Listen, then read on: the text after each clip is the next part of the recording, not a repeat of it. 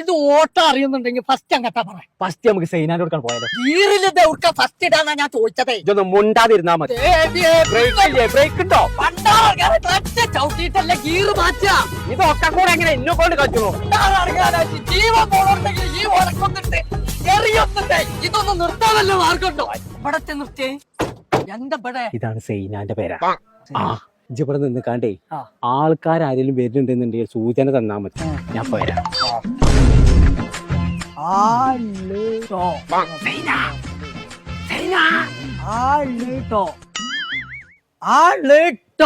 പടച്ചോനെ ആൾട്ടോന്നു